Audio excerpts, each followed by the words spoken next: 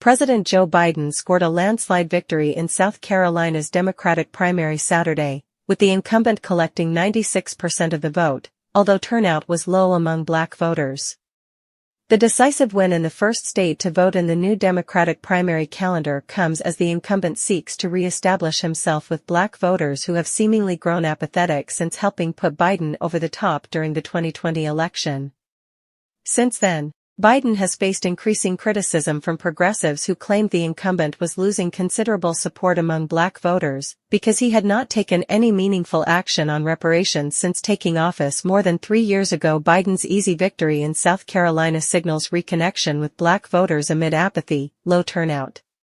U.S. President Joe Biden speaks at a reproductive freedom campaign rally at George Mason University on January 23, 2024, in Manassas, Virginia. During the first joint rally held by the president and vice president, Biden and Kamala Harris spoke on what they perceived as a threat to reproductive rights in Saturday's vote. The 81-year-old Biden faced two Democratic rivals, including author and candidate Marianne Williamson, who previously expressed support for up to $500 billion in reparations, and Representative Dean Phillips of Minnesota, who in January floated the idea of putting Republican billionaires Elon Musk and Bill Ackman in his cabinet if he won the presidency. However, both Williamson and Phillips posed little if any threat to Biden as they combined for less than 4% of the vote, while the race was called for the incumbent only 23 minutes after polls closed. Seemingly, Biden's dominant victory put to rest any doubts about who the Democratic nominee would be despite recent scrutiny surrounding Biden's ability to unite the party, and as many Democrats called for a younger candidate in 2024. The primary was the first since the Democratic National Committee changed the primary calendar, removing Iowa and New Hampshire as the initial states to vote and placing South Carolina in the starting position.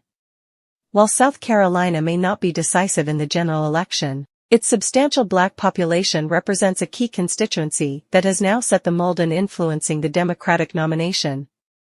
The vote was closely watched for any signs that Biden's stance with Black voters had weakened, which would have spelled major trouble for his re-election.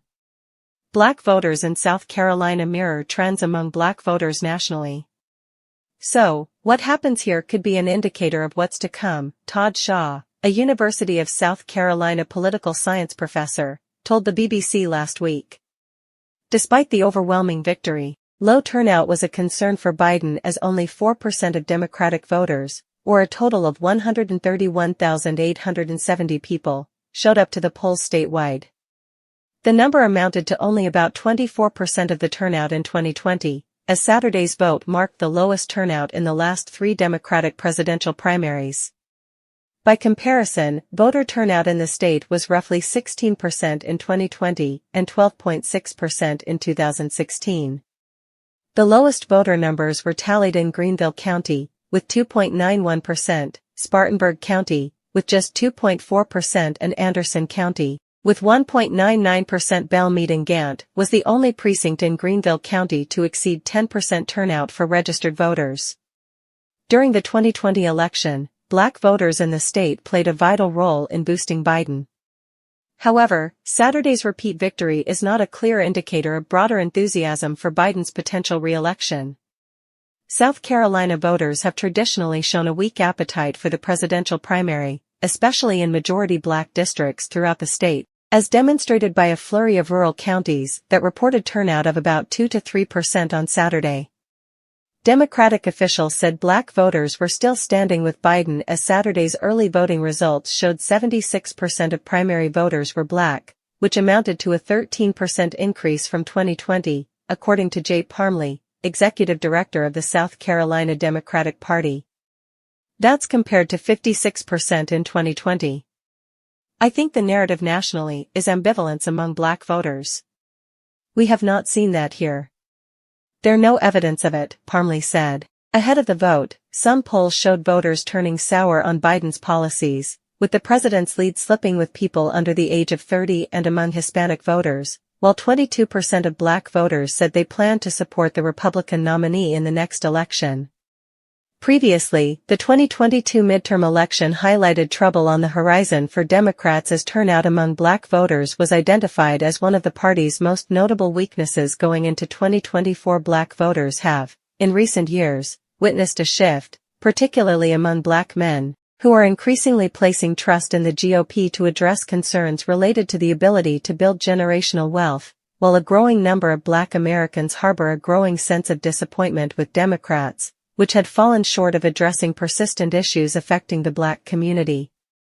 In recent weeks, Biden has worked to call attention to policies that have benefited the nation's Black citizens.